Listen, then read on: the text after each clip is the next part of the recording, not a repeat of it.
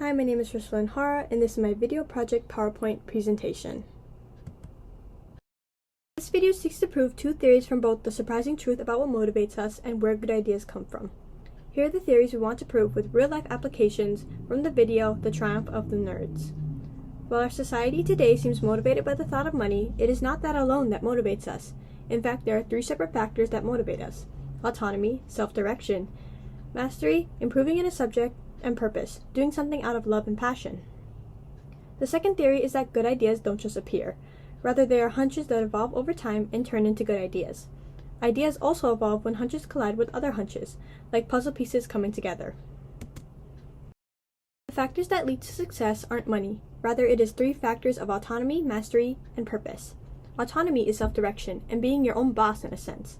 Many software development companies are just groups of guys who are passionate about software. They work when they want and create anything they want. They don't feel like a 9-to-5 leads to more success and better ideas. Mastery is wanting to be better at something, no matter what it is. When you are passionate, you seek to challenge yourself. Many software developers would tinker with computers to learn and understand better. Purpose is doing what makes you happy. A little boy interviewed during the video explained that he doesn't care that he's called a nerd. He's just happy working with software and enjoys it. Intel was the company that created microprocessors, which were a big deal during the golden age of software development.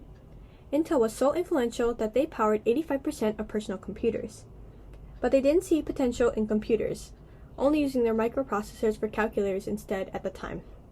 But one man saw the potential of Intel microprocessors. A man named Ed Roberts, an ex-Air Force officer, tinkered around with microprocessors and created the Altair, the first personal computer. This idea was a prime example of ideas colliding with others and creating a good idea. He inspired others with his creation as well. Some examples are Bill Gates, co-founder of Microsoft, Steve Jobs, co-founder of Apple, as well as thousands of software developers around the world. As it was, the Altair was pretty useless as it would seem, but it encouraged software developers to mess around with it, and they were fascinated with the idea of making it useful. Many people came together and shared their ideas. Paul Allen, the co-founder of Microsoft, overcame the issue many people had faced. Basic computer language wasn't basic enough for the memory of the Altair. He got the Altair to print something though, and that was huge. This inspired more people to experiment with the Altair, and it became useful. People used it to create word processors, games, accounting software, and so much more. The Altair became the starting point behind all personal computers created. Experimentation with the Altair led to many new ideas and innovations in the computer industry. The Apple I is a prime example of this. Created by Steve Wozniak, the co-founder of Apple. While it was even worse than the Altair, being that it had no case or keyboard, it proved to Steve Jobs that there was a market for personal computers, so they decided to create the Apple II. Steve Wozniak created the Apple II as well. Jobs had his doubts because computers are so bulky, housing all these chips and boards, but Woz didn't believe it was impossible. He used manuals, chips from TVs, and other software to see if he could cut down the number of chips required to create the boards inside a computer. The Apple II was born from this concept, and he cut down the 35 chips used in prior computers down to 8. Ideas and items from many other sources collided together to help Wozniak create the Apple II.